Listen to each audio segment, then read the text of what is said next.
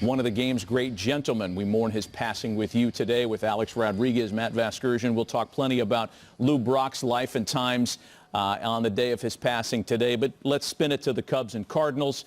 Again, these two teams have met under extraordinary circumstances a couple of times already this season.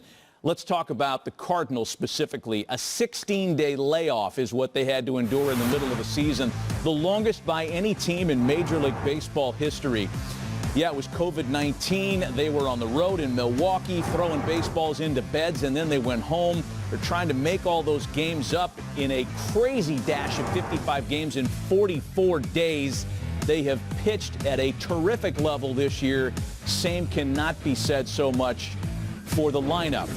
So here the Cardinals sit with 3+ weeks remaining in the regular season, only 2.5 games behind the Chicago Cubs. Yeah, playing 500 baseball, Matty, and this is a team, if you're the Cubs, you want to put them away, a team you don't want to face in October. They're resilient, they play great fundamental baseball, and they have a #1 in Jack Flaherty, who can dominate any lineup. Cubs are still that team, everybody in the Central trying to catch despite some underperformances this year. Here's a little riddle for you. If I were to tell you that their big three-headed monsters of Kris Bryant, Anthony Rizzo, and Javi Baez would all be underperforming collectively, you'd say, uh-oh. And then I'd make you feel better if you were a Cubs fan by showing you Ian Happ, Jason Hayward, and Kyle Schwarber's numbers. Hey, Happ is a legitimate MVP contender this year. Ian Happ has been terrific, and he is the MVP of this 2020 Cubs team, and he's done it all. And a lot of credit, like David Ross told us, the manager of the Cubs earlier today, first day he came to summer camp, I said, you're the center fielder, you're going to play every day. That relaxed Happ, and he's done nothing but hit 12 home runs and on his way to the team MVP for this year. Leading off and playing center field for David Ross. Cubs win in 2016. Now, in his last 4 starts, an 8.55 ERA. His big issue, swing and miss. He has the lowest swing and miss rate of any starting pitcher in all of baseball. David Ross told us he's got to get a better angle, Matt.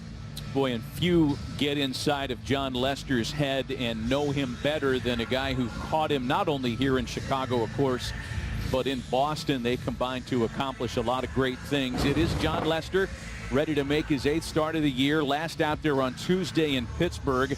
Gave up 5 earned runs over 5 innings of work on 8 hits. Didn't factor in the decision of an 8-7 Chicago victory. And there are the numbers that we talked about a moment ago. Last 4 starts has been hit pretty hard. And he'll try to even up this 5-game series with a win for Chicago here tonight.